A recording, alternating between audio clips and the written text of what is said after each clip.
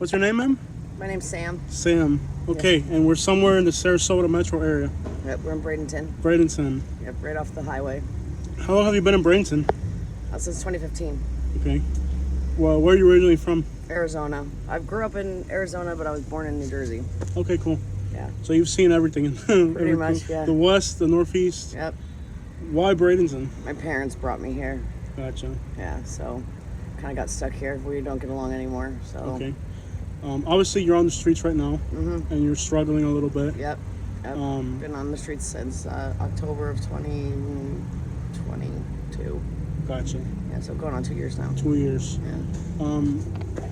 Obviously, you know, being on the streets is difficult, especially for a female. Yep.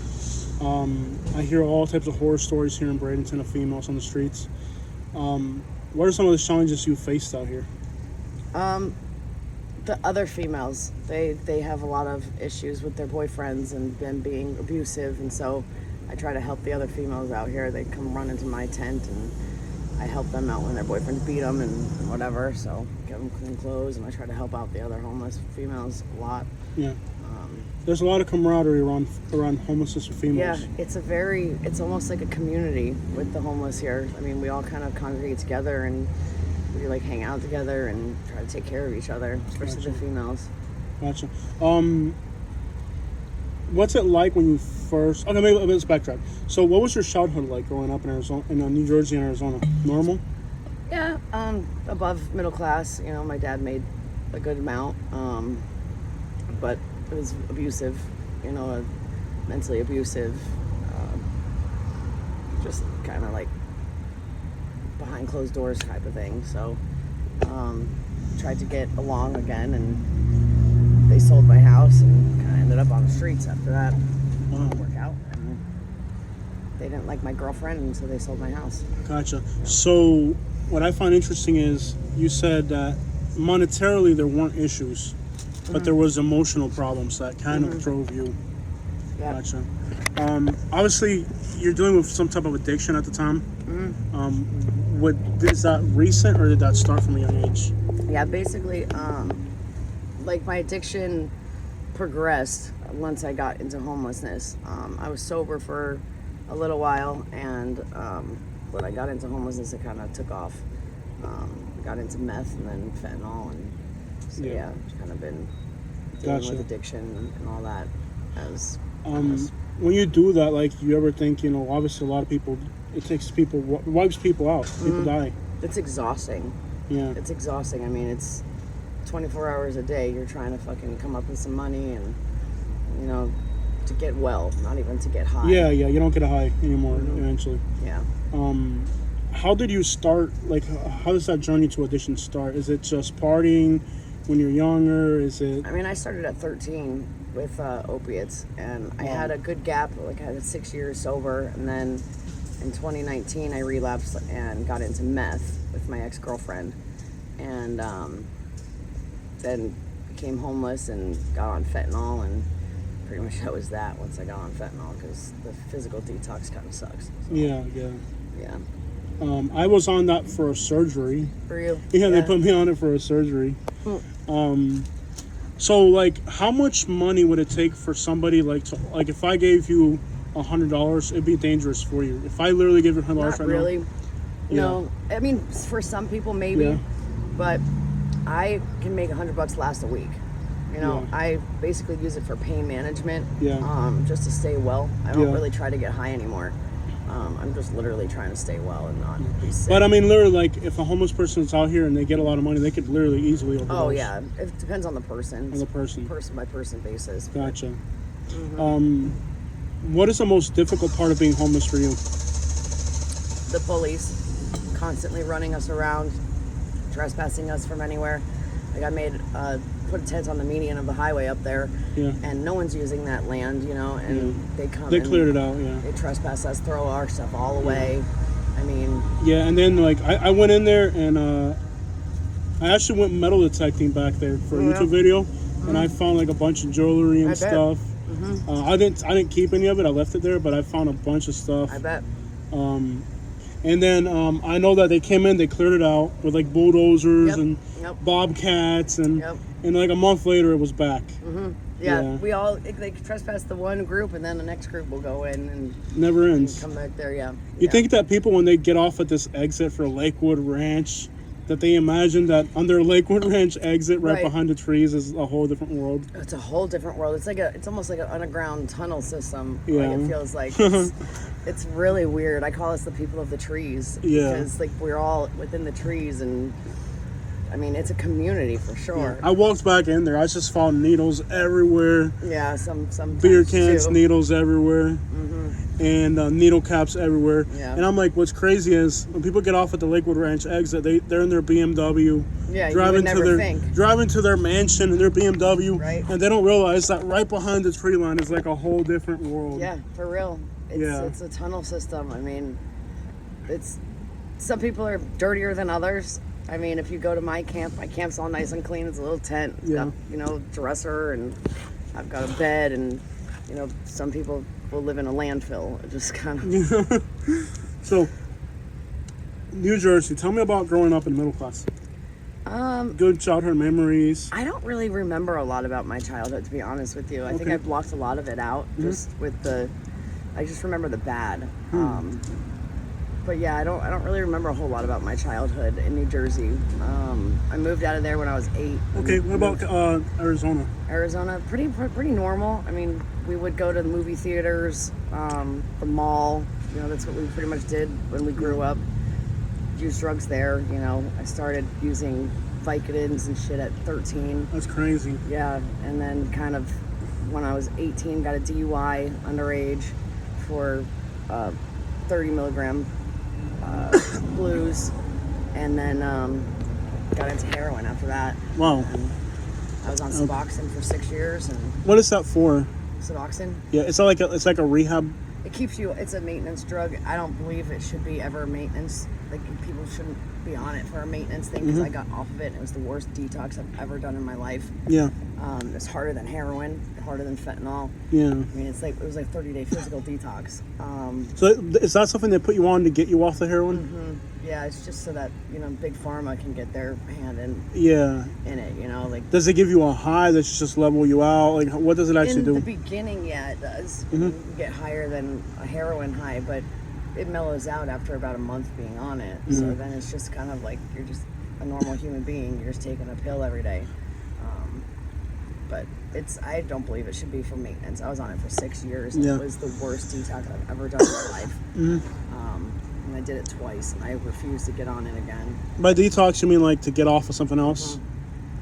I do Uber driving in the evenings sometimes, and I pick up people from drug rehab centers all the time, and it's crazy because sometimes, like, when they get out, I think they'd be calling a dealer for something illegal, and a lot of times they're calling a doctor trying to get like gabapentin or something that doesn't have the reputation of being like. So, like when I see people like get out of the rehabs, a lot of times they're not looking for the hardcore stuff. They're looking for Right. like a gabapentin or a. They're looking for something for anxiety, I think, because when you're getting out of detox, they don't do any therapy and stuff with you there. I mean, they want a blanket treatment for addiction when it's on an individual basis, Yeah. and the therapy doesn't come. Like the state-funded rehabs and stuff. I mean, they're not giving us assistance. No one's actually targeting the actual reason why people are on drugs to begin with.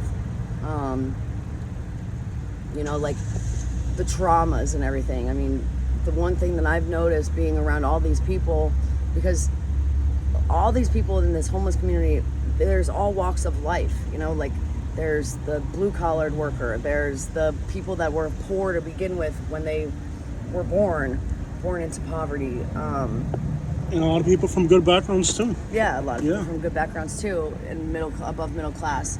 And the one thing that I've noticed is that there's a lot of sexual assault that goes along with the drugs, and I think a lot of people use drugs to numb that. And so without therapy to get past, the traumas, people just kind of go back onto the drugs. And nothing ever gets solved. It's a revolving door of just relapse after relapse after relapse.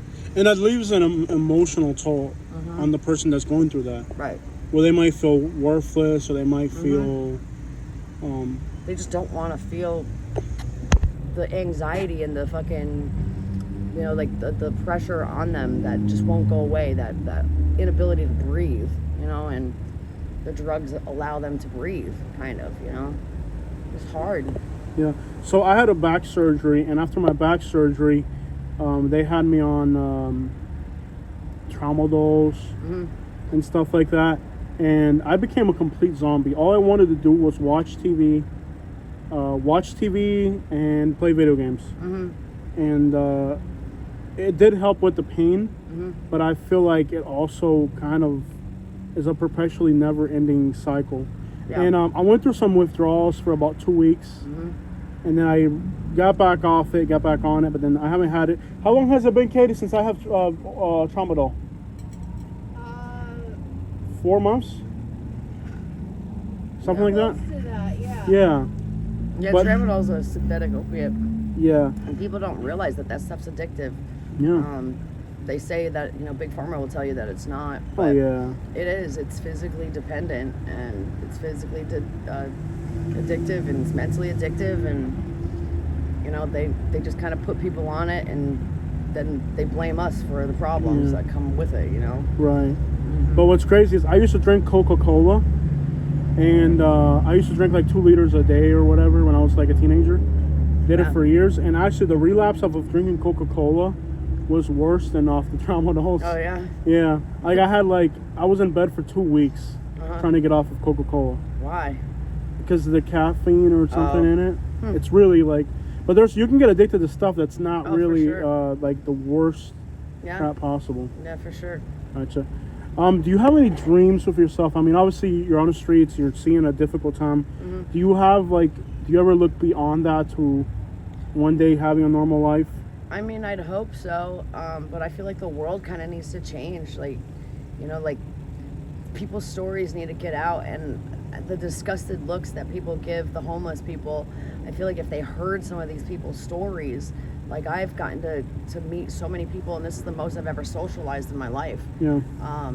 I chose to, quit my job and kind of focus on socializing and focus on being the best version of myself given my circumstances. So I try not to steal. I try not to, be a bad person out here. But I try to listen to all these people's stories and get to know them on a different level. And so many people's stories, and their stories are sad, and we all have a story. And I feel like people need to stop looking at us in disgust and start changing their perception and realizing that these people's lives have been hard. Like everyone has a story, and they should start trying to listen to these people's stories instead of judging them because they look bad for the fucking community. Like maybe try to help us instead of kicking us more when we're down, type of a deal. But it's interesting that you say that, because like with my YouTube video, I have so many people that I would interview, a lot of homeless people, and they say, well, you're exploiting the homeless by making money off them. But I feel like I'm giving you guys an opportunity to Tell your story. to tell their story, vent a lot of frustration, and also humanize you to my audience, which is pretty big. I got 140,000 subscribers right now. Okay. So it gives you guys an opportunity to tell your story to people that perhaps if they drove past, Right. they might be afraid or whatever, and it gives people at home in their safety and privacy of their home, Right. the opportunity to understand why people are out here and what they're going through. So, you as a homeless person, how do you view this opportunity to just talk to a camera and let the world know? I mean, I just want to let the world know that everyone has a story. If you can't change your direction in life, then you have to change your perception in life. And we need to start being love thy neighbor in a sense, but I like it more of do unto others as you would like done to yourself. And instead of saying go get a job, this is my motherfucking job. Being homeless, I'm surviving out here. I don't have a fridge. I don't have a bathroom. I have a tent. I'm chased by the police all the time. Trespass. I mean, I've lost everything, started from nothing but the clothes on my back 22 times out here. How many times? Okay, how often do you get your stuff stolen? All the time. I mean, not so much anymore because I've been myself and I've been a halfway decent human being out here that people don't really mess with my things anymore. But in the beginning, constantly. Okay. I mean, my bikes were being stolen. My clothes would be stolen. I mean, I don't really get people messing with me anymore because I've kind of like been credited. Yeah. You know, and I don't mess with anyone and I kind of stay on to myself and I'm nice to people and I help people out and I get them clothes. And so being nice to others has gotten me the credibility to not have my stuff stolen anymore. Gotcha. But there is a lot of thievery out here, and a lot of the thievery happens because it's a tit for tat kind of a deal. Yeah. And it's kind of like a really messed up. I call it like the Rugrats. You know, like I feel like we're Rugrats because we act like children sometimes, and I'll put myself in there, but the fights and stuff that happen between the homeless and the community are so petty.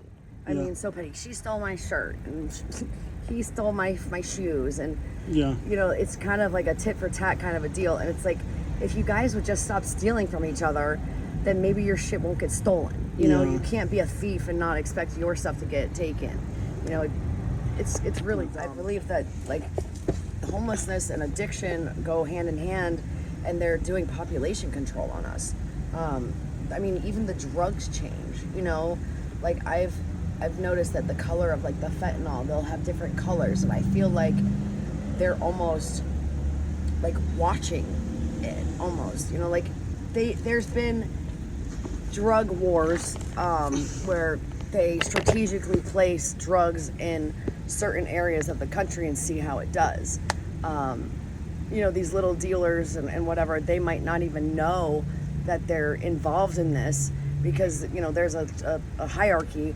But at the end of the day, like when I get a purple fentanyl, someone's watching, you know, like someone's monitoring what these drugs are doing. No, they're brands, basically. Yeah, exactly. And they put, you know, certain things in them, like to crocodile so that it eats your flesh from the inside out. Yeah. I mean, when we get abscesses and stuff, the hospitals don't even give a fuck about us. They won't even take us in as patients if we're not. Yeah, now they're putting, insurance. because it's not just like even the fentanyl, they put like other crap on top of it. Everything. I mean, like the crocodile thing, that's from like Brazil, and it literally eats your flesh. Russia. It's popular in Brazil too. Is it? Yeah, it's from Brazil, Russia, it's a bunch of other countries. But it's even it'll eat you up even quicker than anything else. Yeah, and they classify it as like cellulitis when it's really not. I mean, it's literally a flesh-eating whatever. You're putting chemicals in your body. Yeah, it eats you up. And I feel like they're populating, controlling the wrong people. You know, like addiction stems from so much. It's not just the initial trauma, but a lot of people try to, you know, numb themselves because their brains might, like for me, like my brain's constantly going, and I don't have an outlet for that. You know, everything comes down to money. I believe money is the root of all evil. You know, I like to learn and I like to be doing something at all times, and with no money you really can't do anything, you know. Yeah. And I chose not having money alters your emotional state even. for sure. And I believe that we're in the evolution of slavery right now. They call it work at a job now. But at the end of the day, there's no livable wage. In Bradenton alone, the median income here is $30,000. That's poverty. You know, I mean, I was busting my ass working 2 jobs before this. I would prefer to live this and die young and live this way with 2 stresses in life, and that's food and drugs. You know, I don't have to worry about my electric bill. I don't have to worry about my water. I don't have to worry about rent. I don't have to worry about borrowing from Paul to pay Peter to borrow from Victoria again. You're describing my life? Yeah. But I mean, I can't really, I understand what you're saying, I do, but I personally would rather figure it out. Yeah, I mean, everyone has, you know, their whatever. But it is exactly the way you describe it. I mean, it is like, imagine now, a rent here in Bradenton in this area is $1,800 a month for a 1-bedroom. I know. With utilities, you're at 21 easy. I know. 21 it's easy. Insane. Where are you gonna make enough? You might make enough for the rent, but what about everything else? Right. I If you're single, it's almost impossible. one of the police officers told me that the median rent on a 2-bedroom, 1-bath was $2,100. Yeah, it is. And yeah. then she says, Peaches is hiring for 18. Okay, well, if I did the math there, 18 times 40, like, there's no single income livable wage. There isn't. You Yeah. have to have a roommate or a relationship, and Yeah. that leads to domestic violence because we stay with people that we don't want to be with. You know what Yeah. I'm saying? Because we have to. Yeah. I mean, the bigger picture here is literally that they need to focus on having a single income livable wage. They need not a one world order. They need to somehow figure out the monetary problem that we have in the United States of But America. it's created. It's like Yeah. right now, the average American is starving, but the stock markets are up. Yeah. We're not in a recession this time. We're not in a recession because the stock markets are up. They're just using I don't different own any wording. stocks, but I do have rent to pay. Right. The only thing that doesn't go up when everything else does is Salaries. my wage, right? Wage. So when it's $4 a gallon for gas, Trump did a great job at bringing the gas prices down to $1.25. But as soon as he leaves office, Biden comes in, it goes back up to $3.50. Yeah. But both Biden and Trump have houses on the beach. Mm-hmm. And you're on the streets, and I have to pay a rent. And if I don't pay the rent, I'm going to end up on the streets. So Right. at the end of the day, it doesn't matter who's in the White House because Mm-hmm. whether it's one or the other, they live in mansions on the beach, and me and you got to pay a rent or be homeless. Right. So the reality of the average American, those politicians, they live in beachside houses. And you know that they wouldn't wake up for $50,000 a day, Yeah. let alone a year. And Yeah. that's why we're in the evolution of slavery. The Republican Party was created to combat slavery in the 1800s, and they did a great job at just reforming the name to be work and job. I have a strong opinion on slavery, and we're slaves. There's no doubt about it. Earth It's is a it's called a prison planet. MasterCard. Yeah, yeah, we are. I have a MasterCard. No, it is. Debt is slavery. Like, see this phone that I'm holding right now? You cannot physically buy this phone. You have to finance it. You know that? Oh yeah, I know. I just bought it yesterday.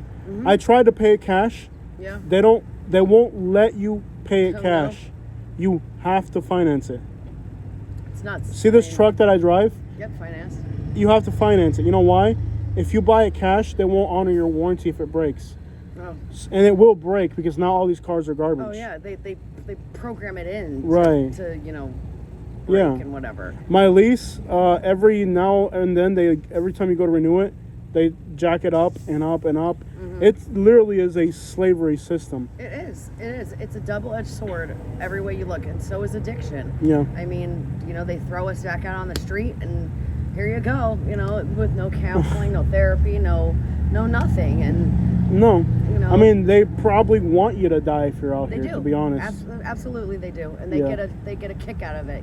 Yeah. I had a police officer arrest me for possession of a shopping cart right before I became homeless. I was Yeah. actually in the midst of my eviction. Yeah. And I went into jail, and I came out, and a couple months later down the line, I'm with my friend who's pushing a shopping cart. Same arresting officer says, "Hi Sam," laughs in my face. Hi Sam, here you go, Bill, take this and go to court.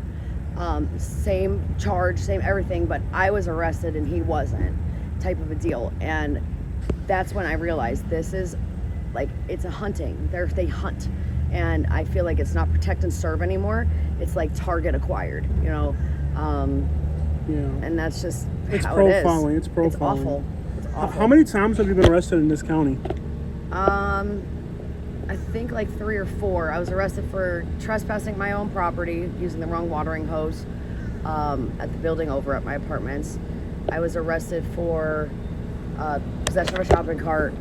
I was arrested for... What do they call that? Like theft? Possession of a shopping cart. That's a real crime That's here? a real crime here. Possession of a shopping cart. Illegal possession of You a are a shopping criminal, cart. Sam. You have a shopping cart. Yep. You're gone. Petty theft, which was real. Yeah. I tried to steal a $24 fucking flashlight. From where? Dick's Sporting Goods. Okay. And then I got Oh, they didn't. So you're not arrest me for denying that one. paraphernalia. No, I'm not denying that one. And then I got paraphernalia, but they sent me to Centerstone for that one, so I didn't get arrested for that. Centerstone. But Okay. that paraphernalia charge actually got me out of jail because my court date came when I was in jail for possession of a shopping cart. Gotcha. Let me ask you something, because I see this all. I've never done drugs other than my medicine that my doctors gave me, or whatever. I see like somebody will grab a straw from like a Circle K, like those blue straws, and they'll cut it. Yeah, Well, how? What the crap is that for? to smoke fentanyl Okay. or to smoke whatever off of foil. So they use that. Do they snort it or smoke it? They could be snorting it, but they Most likely usually use, smoking? like, smoking it. Yeah. Okay, so that is So all the cut straws are people from using Fentanyl.